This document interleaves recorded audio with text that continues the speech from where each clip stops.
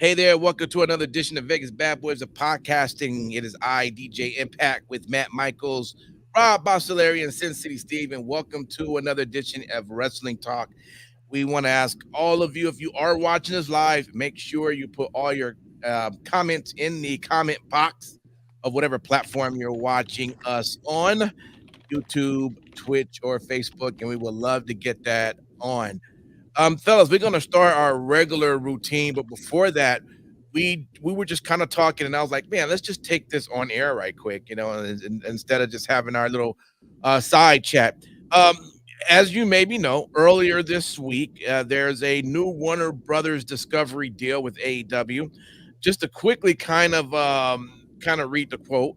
AEW Dynamite and AEW Collision on TBS and TNT respectively, while also bringing the company's product to the Max streaming service in January 2025. And this is, I just read from Wrestling Inc. Or actually, I'm sorry, this is actually from MSN.com. So the media rights deal between All Elite Wrestling and Warner Brothers Discovery has finally been announced. Also, in the wake of the announcement, a number of AEW stars are taking a victory lap on social media, knowing the future of AEW looks brighter than ever. I just thought I'd mention, this is a big deal. We've talked a lot about what WWE has been doing. Of course, everything's to the countdown of Netflix starting the beginning of the year. And man, how exciting that's going to be. But yeah, you gotta give AEW its props too for what they've done. Sin City, you heard about this deal. What is your take? Is this really? Apparently, this is good for AEW, but they got a lot they got to be able to prove in that time, right? Well, apparently it's good to get $185 million a year. I don't know if that's good for you, DJ Impact. You might be living large, but I would really need that amount of money. That's a lot of cruises. Yeah, exactly. A lot of white fuzzy slippers could be bought with $185 million. Absolutely. So I think that it reaffirms what a lot of people were kind of piecing together for quite some time, that AEW is going to be one of the major facets of Warner Brothers Discovery. Obviously, they lost the NBA, so they needed another major brand. So this just solidifies that. $555 million over 3 years is massive. They will continue to broadcast Dynamite on Wednesdays, Collision on Saturdays, on their same networks that they're on now, but they will also be simulcasted on Max, which is huge. Also, really? They will be bringing. How is that? Yeah, it's going to be simulcast on Max. No, he's saying really. No, it's massive, because quite honestly, it's going to bring in other people that maybe didn't have cable or something to that effect, that just strictly operated off of streaming services.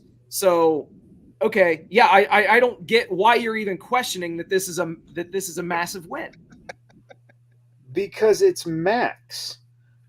And most people who have Max, the reason they have Max is because they already have HBO.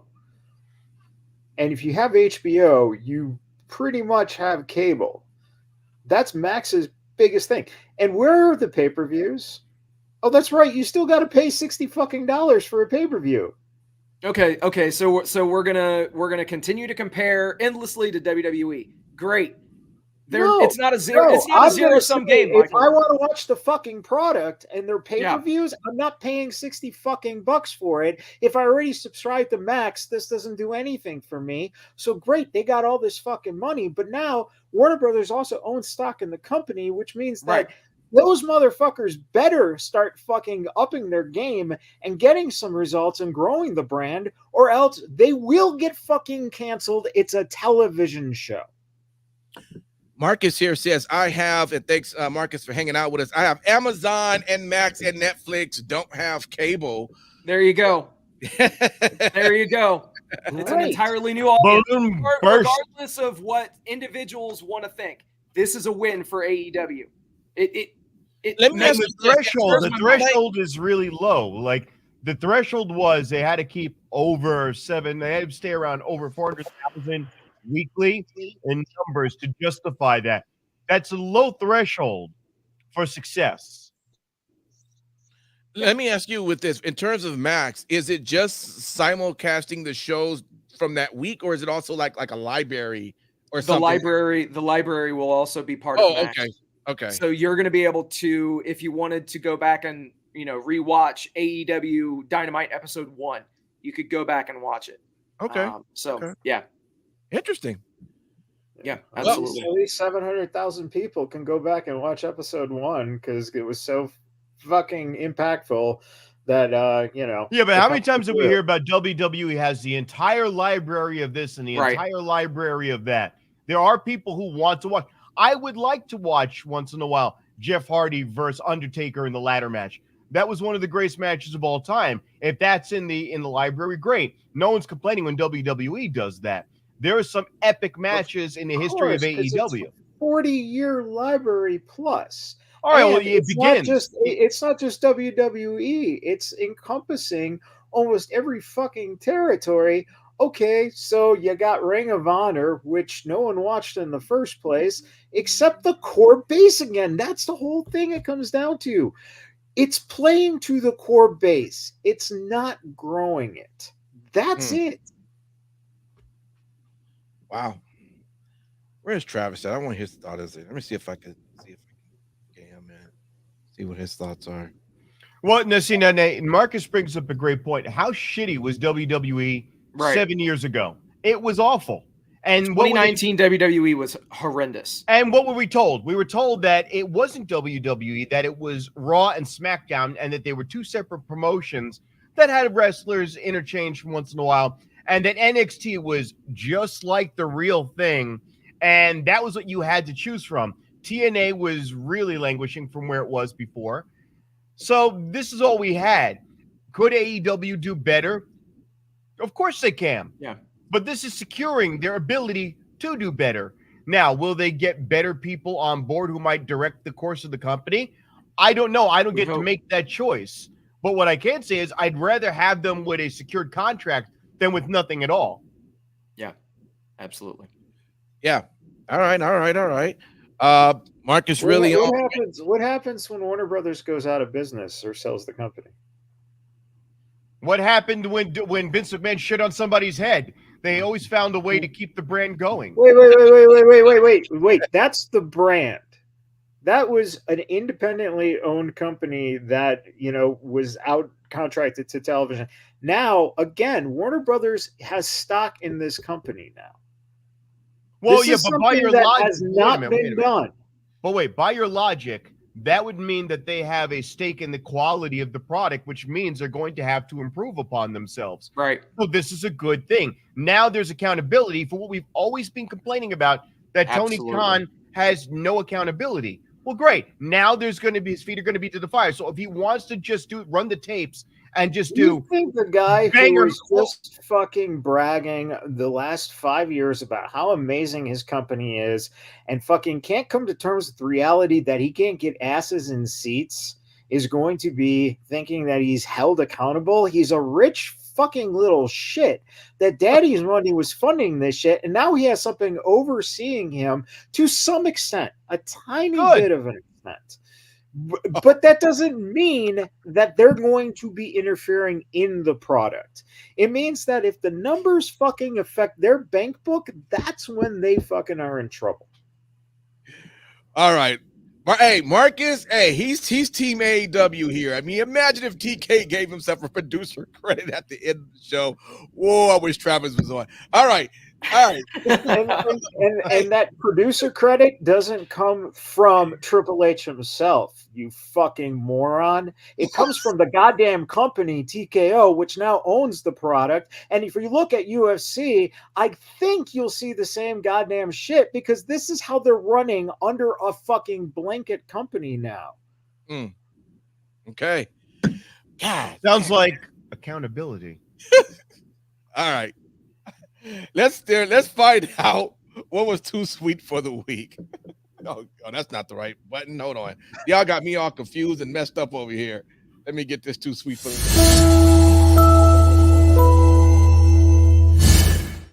All right. Everything for Too Sweet of the Week should all be a part of Bad Blood. So, Sin City Steve, kick us off with what's too sweet for the week. You know me oh too well, Impact. But fact is, AEW's 5-year anniversary episode kicked off. Well, it started with a BCC promo, and I hope this is what we're gonna kind of see more of. This type of a vignette promo that they've been doing with the BCC. They've definitely stepped up their game with video production, and I can't wait to see more on that. But then immediately there was the match that so many people thought was way too soon. Ricochet versus Will Ospreay for the international title. I agree. I wanted this match in front of a much bigger audience with much more of a build. But you know what? This match fucking delivered as far as the match itself. The body of the match was phenomenal. You either love this type of a match or you hate it. It's very polarizing, but it definitely gets a too sweet from me.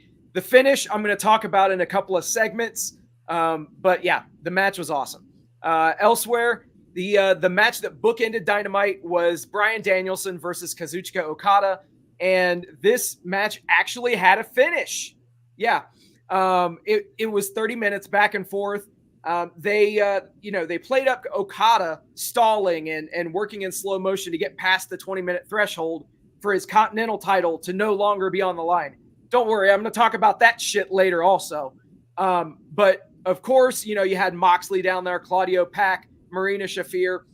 Danielson gets a backslide pin out of nowhere and essentially steals a victory. And then over on Collision, there was a 4-way lucha match. Hologram versus Commander versus Action Andretti versus Nick Wayne. This match was just all over the place, nonstop craziness. And obviously, if you've been watching Collision, you know what I'm going to say. Hologram got the win, actually pinning someone with a blue thunder bomb in 2024. Who would fucking thunk it? Wow. I saw the match with Ricochet and Ospreay, and my only thing, Sin City and I don't want to hold too long on the show. I want to keep everything going.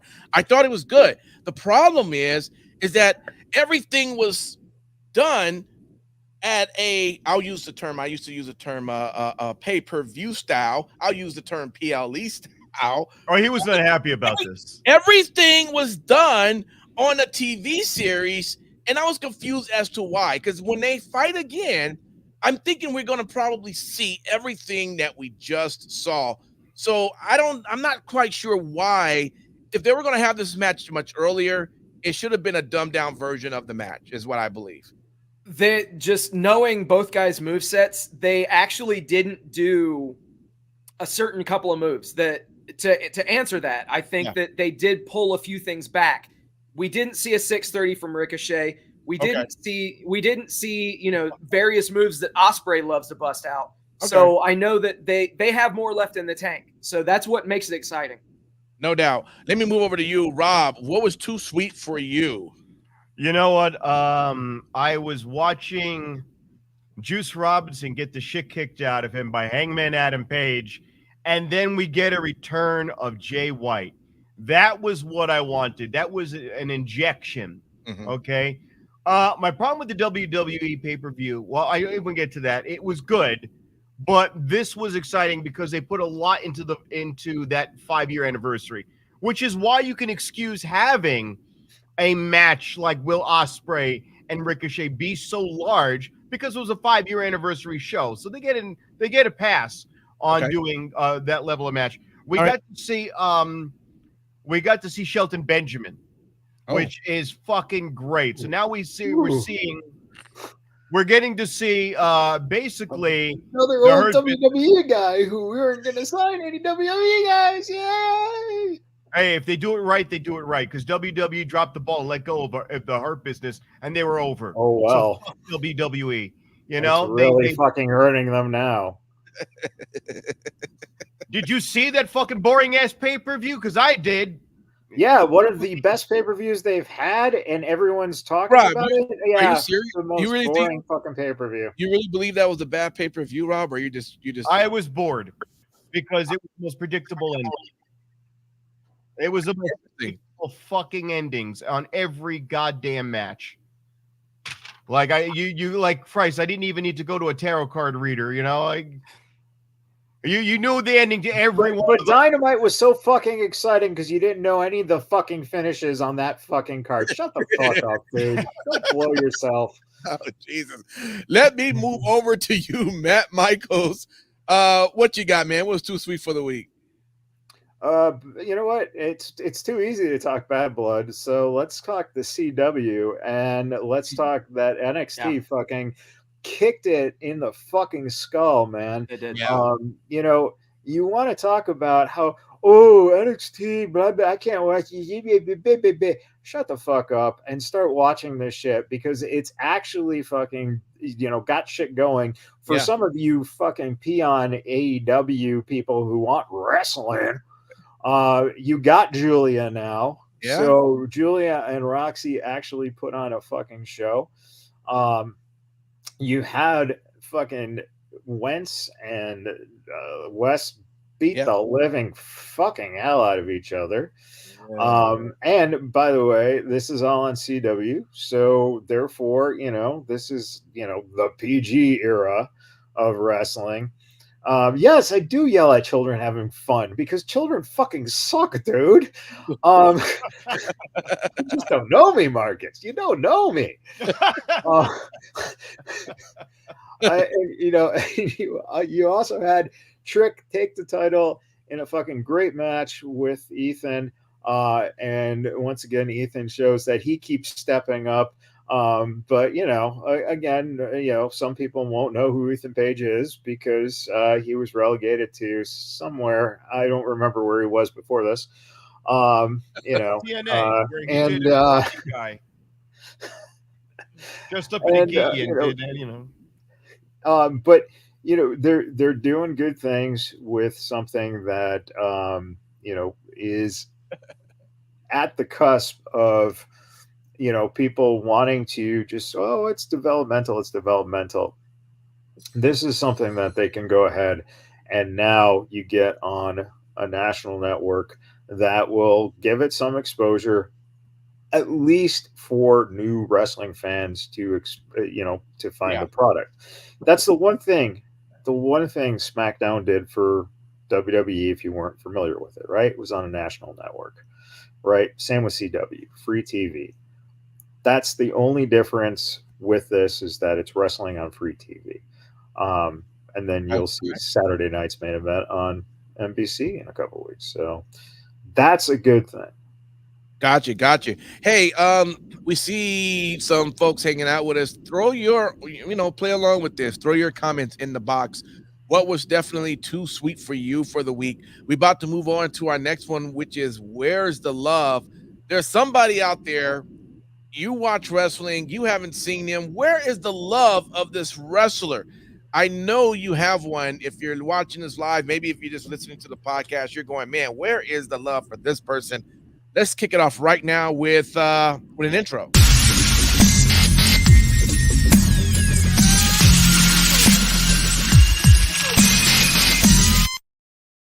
All right, Rob, where's the love for who you got?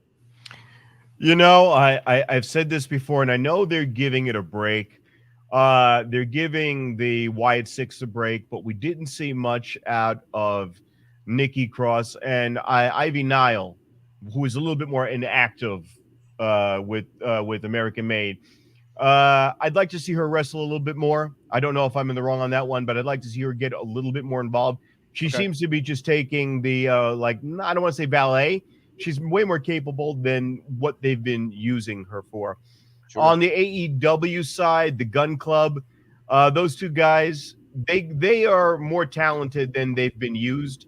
I'm hoping now with the return of Jay White that we see a renewed, and I don't want to see Bang Bang Gang. Call it Bullet Club, for fuck's sake. That name always is a little bit more exciting, and it draws more attention to me. And meeting Chris Bay about a couple of months back, he said all of these factions are still Bullet Club. So just call it Bullet Club already. You know, if you have the rights to the name, use it. And that might draw. That might be the reason.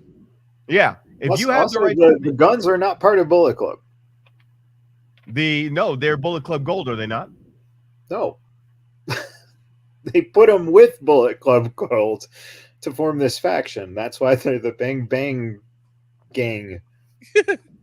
Well, all I know is my head got banged because my fucking green screen is just overactive. I mean, Jesus Christ, look at this. I look like a fucking light bulb. Hold on. Hey, it's Mike Tyson. Well, while he's figuring that out, I'll go over there to you, Matt. Who do you think needs some love out there? Let's just say that you know, I am not a fan of CM Punk and Drew McIntyre, and what the fuck, they are now good. I'm surprised. It's amazing what a story can fucking do to bring out. If Drew McIntyre uses I challenge you on Drew all the time. I don't know what your problem was with Drew. Because he was a boring guy in a fucking skirt. That's all he fucking did. He came out, oh, I'm Scottish. Big fucking deal. Yank it off. Who cares? Didn't I just say that? He has some fucking motivation that's based in reality, and now it fucking makes you care because he fucking is invested in this shit. And CM Punk, for once, got off his ass and didn't just do Phil just whining and doing his Phil shit, and is actually fucking active for once. This is really kind of scary, and I don't know why fucking this guy is actually, it bugs me because I think he has a different motivation. I don't know what it is. I don't trust him. What if he's just happy that, you know, he's now back with WWE and he just, you know, back to wrestling and he got past all that AW crap. You know, maybe he's good. He's good now. I can give you a practical answer to this, and that's that AJ Lee cut him off. AJ Lee said, no more pussy for you if you keep doing this AEW bullshit. Well, wrestling a fucking kid from Long Island. That could make a man change quickly. He matured. He grew up. Yeah. Sin City, man. How about you? Who needs some love? So I gotta know, and this is something that's been going on for a couple of years now, but where is the love for Lance Archer? Realistically. I mean, this is a guy. Where is Lance Archer? That's what I'm saying. Where, dude, this guy has been under contract since day one. He hasn't been on TV in, I'd say, 6-8 months, at least in, you know, a memorable context. Wow. I'm sure he's been on Rampage and stuff like that. Wasn't he the last time he was on? Wasn't it when they were in Texas? They threw him on because they were in his hometown. He was wrestling the Von Erichs or something, wasn't he? Or you know, he's wrestling not Goldust, but Dustin. Right. Dustin Rhodes, yeah. Wow. So, but yeah, so I mean, realistically, he is a completely capable heel. He's a monster of a man, and you are doing him a disservice, but you're also doing your fans a disservice as well. He is an intimidating presence that should be on your TV show every fucking week. Where is the love? He also has a worse hairline than I do. Exactly. Yeah. All right. Well, there we go with that. Let's move on. This is my favorite, which is WTF. For those who are watching us want to play along, WTF is quite simple. What did you watch that made you say, what the fuck? All right. So let's get right into it. This week's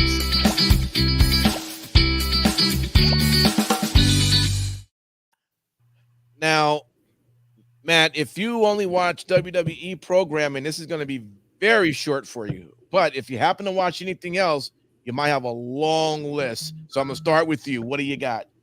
Oh, no, I only have one thing. And it's very simple. Okay.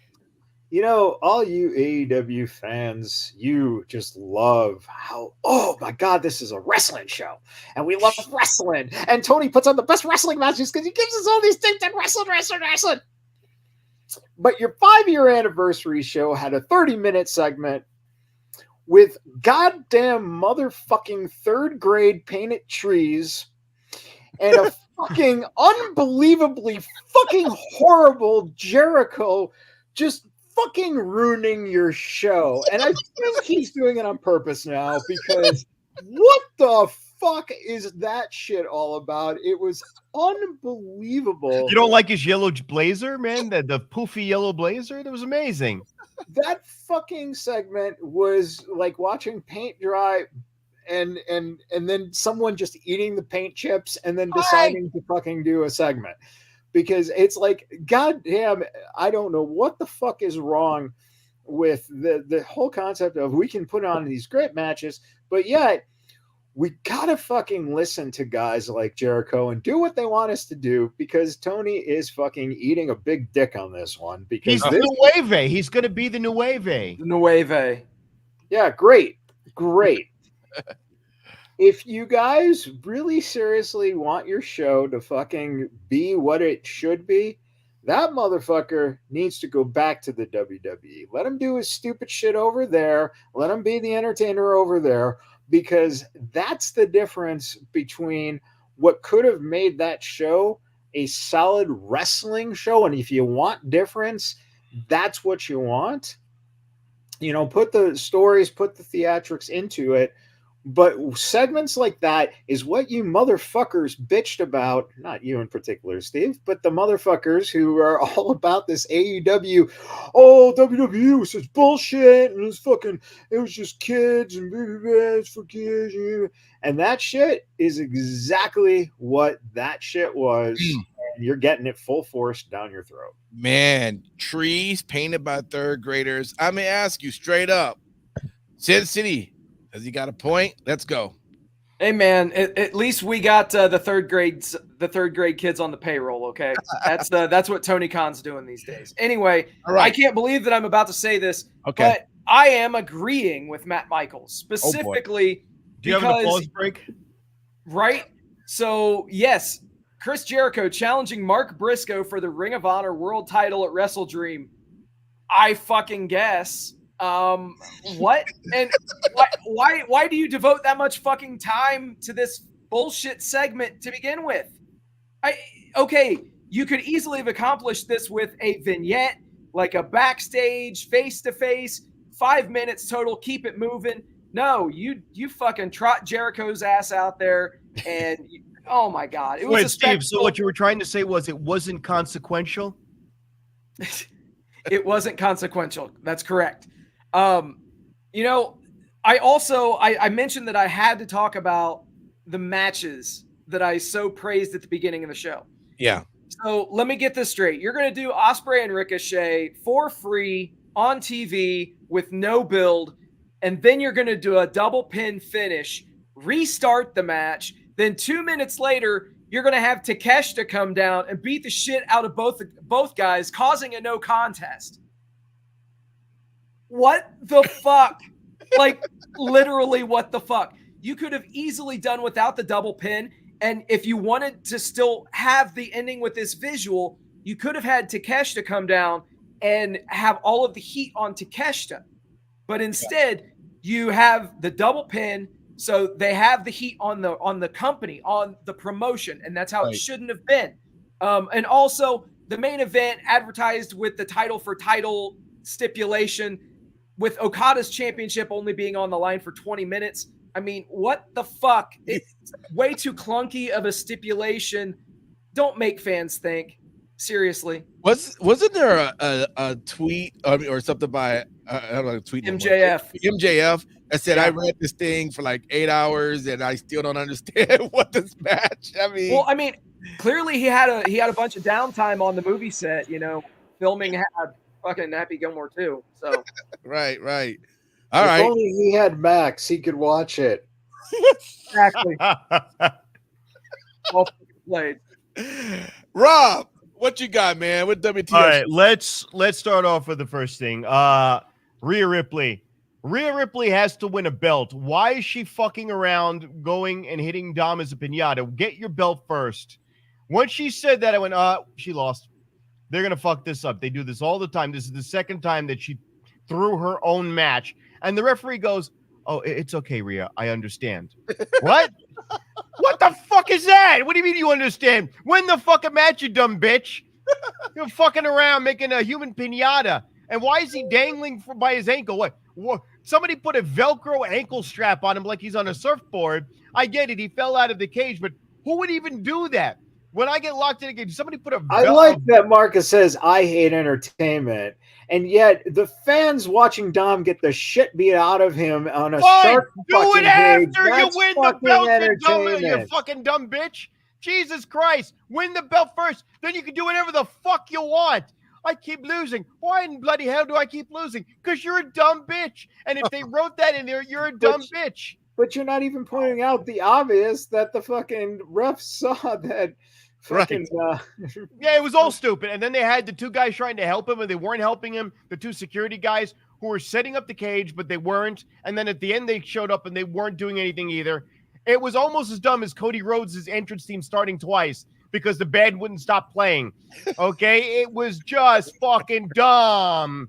It's a fucking middle PLE. I don't give a fuck. I don't need a fucking string quartet or a fucking orchestra to come out to play this fucking guy. It's not WrestleMania. Why do I give a fuck about what state you're in? Get your regular music. You fucking hate Atlanta, and you're not too far. Hey, look, Atlanta is known for making cheeseburgers wrapped in fucking donuts. Okay, stick to that. Both of your fucking musical entrances blew. It was mindless. Now on to the fuckery that was AEW. So you had stupid dummy Darby Allin go, I'm angry. I don't have anybody to wrestle. I'm going to bang a rock. You literally had to kick rocks because you put your fucking title opportunity up for no reason. Now you don't have it at all. And you're like, I need somebody to wrestle. So what is he going after? Fucking, he's going after the one from fucking, nobody knows that the fucking Brody. Who gives a shit? You did that one already. Why are we back doing the same matches again? There's no edge to it. You have absolutely no edge left, Darby Allin. And by the way, you're still running around in a pink fucking hooker fur coat and panties. Like you're dressed up like fucking goth Peter Pan, all right? You've been goth Peter Pan for fucking 5 years. There's nothing edgy about you anymore. And your promos are you keep getting hit by buses. You don't even have a new promo to cut. Your promo is the same promo from fucking when I was 10, I got hit by a car. When I was 24, I got hit by a bus. When I was 25. So, all right, maybe stop, look both ways before you cross the goddamn street. Have something new to talk about. That's my problem. The guy is doing the same character over and over, and I'm saying it's bad. I'm saying it's bad. I'm saying it's fucking bad. Okay? Just like I'm saying it's bad that Roman Reigns has not a goddamn thing to come out of his fucking mouth without an old Jew standing next to him because he still has no mic game except for acknowledge me and he has the one expression. He goes, that's why The Rock has to come out and save him every 5 years. Oh, Rob, you're such a hater of WWE. Go sit in the I just said Darby Allin sucked. I know. Panties. Exactly. Yeah. What more do you want from me? Jesus Christ. Rob's an equal opportunity hater. Come on. Apparently, but he hates WWE more because he mentioned more of them. Because I hate WWE because you I wish the sniper would have got you, Rob. Guess what? And I'll be alive again tomorrow. And guess what? I'll make the WWE great again. Okay. I'm an honorary WWE Hall of Fame world champion. And I can pin Roman Reigns in 3 seconds. Okay. Let's find out who's looking. What is everyone looking out for?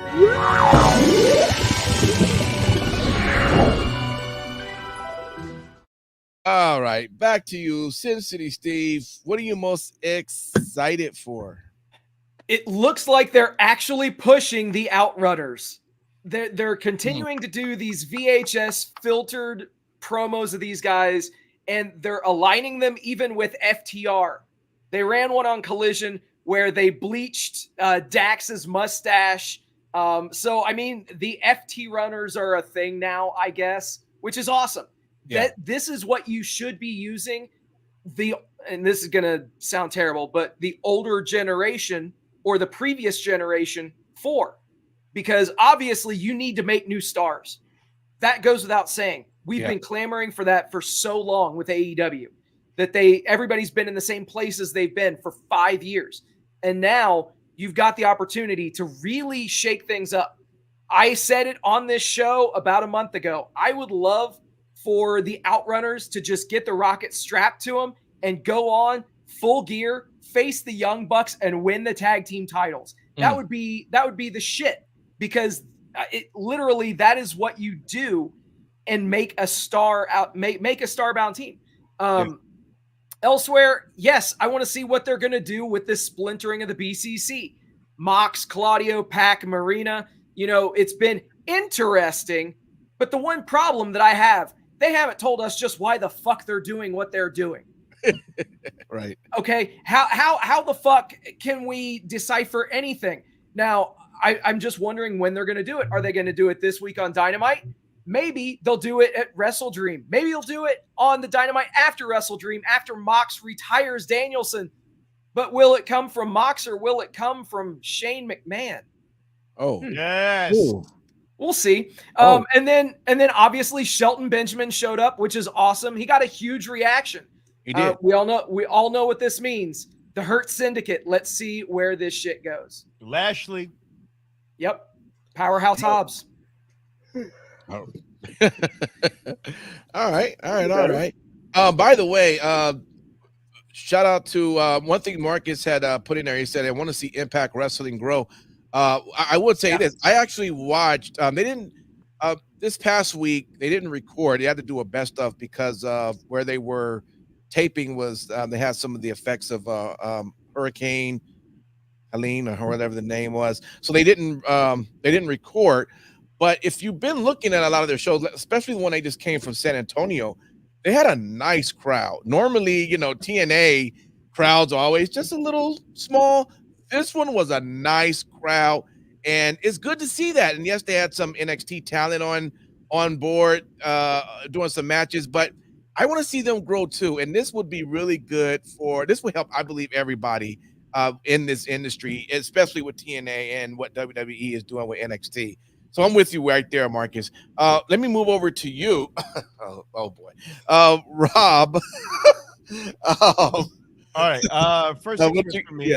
Yeah. The Raquel Rodriguez. Yes. Is she? This segment is what you're looking out for. So are you looking out for Rodriguez? You're yes. excited for I'm expecting her to be part of, hopefully, maybe the Judgment Day and kind of the Rhea Ripley strong arm person. Okay. I would like that a lot. I want to see how they're going to formally go about breaking up the New Day, because now you kind of have Kofi Kingston screwing over Xavier Woods and screwing him over in return by accident, and he felt bad about it. So it was interesting. I'm also assuming, based on The Rock giving us the 1, 2, 3, 4, that we're going to see the old bloodline versus new bloodline. Somehow Jay's going to have to get screwed out of the IC belt for him to want to join up with Roman Reigns. We got the return of Jimmy. I'm thinking you already have the 4. Yeah, you already have the 4. Him plus the 3 you saw in the ring. No, but I'm saying, would you think that Jay would say no to rejoining the old bloodline? There is no old bloodline. It's fucking Cody and those 3. Oh, right. You were going to say Cody. Oh, all right. Yeah. Okay. Because my thinking was they find some way to separate Cody off from that, and they would have to address Jey Uso in some fashion, and bring him up in the conversation. I want to make a note though. I am very happy to see Jimmy there. He was posting some weird stuff on social media that I thought was borderline, talking about hurting him, harming himself. I was very, very happy to see him. He looked great, and I can't wait to see him in the ring. He needs to be in a ring and being active. So God bless him that he's well. On the AEW side, the BCC stuff, I agree with Steve. I think they're going to maybe do something with McMahon. I think it's intriguing. I hope it doesn't take some sideways turn where they just do some empty crap where they just say, I'm doing this because the people need a leader or some bullshit. I want to see a puppet master involved. I don't want it to just be some dark and brooding nonsense. And we also have to keep in mind, they still have the trios belts, and Wheeler Yuta still is part of that, of that tag belt group. Yep. And he's now feuding with them. So that is good storytelling there. AEW has been, bereft of that for a while. I think this is good. I don't know if it's going to go, up or if it's going to crash because they've failed before. So I'm looking forward to that. All right, cool. Matt Michaels, how about you, man? What you looking forward to? Well, I think everyone's looking forward to whatever the fucking Rock is, presenting here. He did a 5-minute video afterwards, which was fabulously entertaining. Go figure. The Rock was fabulously entertaining. I don't get it. Not as fabulous as the president. Yeah, well, we can't all be as fabulous as you, sir. Oh, Pete Rose was the Hall of Famer who died. Go figure.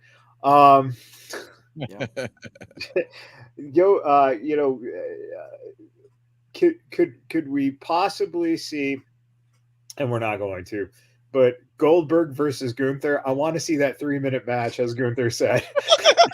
That segment was fucking brilliant. It was just great. It was just fucking just put it out there and fucking say that you're.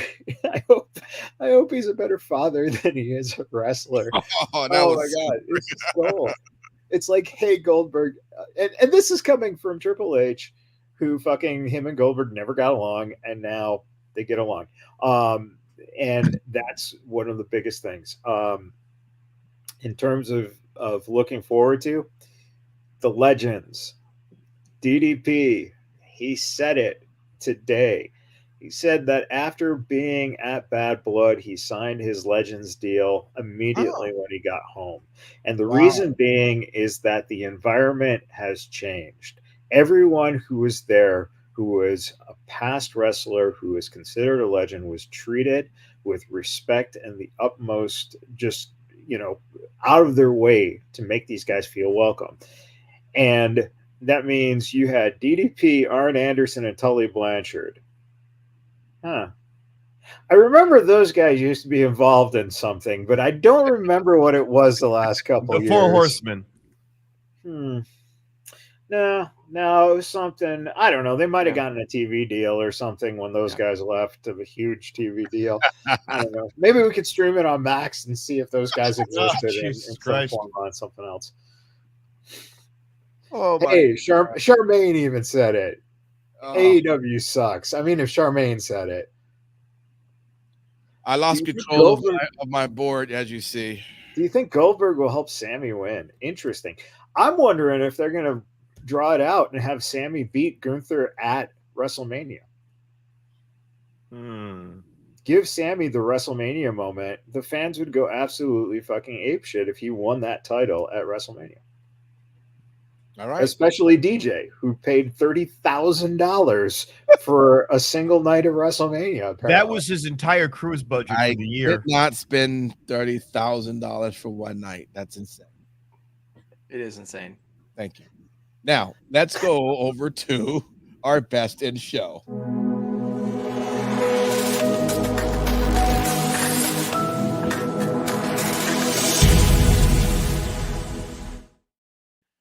All right, so this should be really, really good. Rob, what was best in show for you this past week? I'm not going to count a pay-per-view this time around. I'm going to say that it was Dynamite. They packed the most content into the 2 hours. They kept it entertaining. They introduced 2 wrestlers. They revealed Shelton Benjamin. They brought back Jay White, and they brought back Jay White in a great way. I just saw the most stuff there. And the Danielson Okada match, even though the stipulations were hokey, we were treated to a good closing match and a great opening match in what we got out of out of Ospreay and Ricochet. Yeah, so I was very pleased with the performance, minus the Jericho turd in the middle of it, which I want to go wrestle for a low belt again. Whatever. They call that hammocking. You put something shitty in the middle of two good things. So basically, where they put you on the comedy card. Excuse me, it was the greatest show that anyone's ever seen. People paid premium dollars, okay? Premium dollars, okay? I get this from the liberal, all right? Oh boy. I'm gonna go over to you, Matt. But it's interesting. No one hasn't mentioned a shout out of seeing that's the phenomenal one who showed back up on SmackDown, which is great, and Carmelo Hayes, which told him, "Hey, I know you're here for your Legends contract," which was Carmelo is you see a star in the making with him. Matt Michaels, I'm gonna go with you. What was your best in show? I mean, there was so much this week. I mean, Bad Blood, just because of the fact that if I can't believe neither of you guys who are fucking AEW fucking knockout marks didn't say anything about that Hell in a Cell. And the fact that those guys bled like a John Moxley fucking tribute band. Okay. Those guys were fucking on fire in terms of how much fucking human, DNA was passed around in that ring. Oh, Jesus Christ. Also, please, kids, if you're ever around a toolbox, do not fucking just take it straight to your forehead, especially if it has diamond encrusted like fucking bumps on it. Right. That fucking gash was, I mean, there's a lot of gashes in this world, and I've seen many at a strip club, and I'll tell you, this was probably one of the bloodiest gashes I've ever seen. Oh, my Lord. All right. Thank you for that. But Best in Show goes out to the replay of Bound for Glory, the highlights that they were doing on TNA, and seeing DJ Impact and myself on that show for a good half an hour. Nice. And the Badboyz logo, just fucking boom. Yep. Large as our guts. Absolutely. Sin City Steve, what you got? Best in show. AEW Dynamite. I think Rob pretty much summed up the entire show, but I do have to give a special shout out to Collision this week. It was a very easy watch. So they're continuing to do stuff even though no one's watching the show. It's still they're making good strides with what they are doing on that show. But hopefully with the new TV deal, there'll be some sort of promotion and Tony Khan will actually live up to that title of being a promoter and promote his fucking shows. But who knows? But yeah, AEW Dynamite 5th year anniversary. Here's the 5 more. All right. I got to get that the shirt that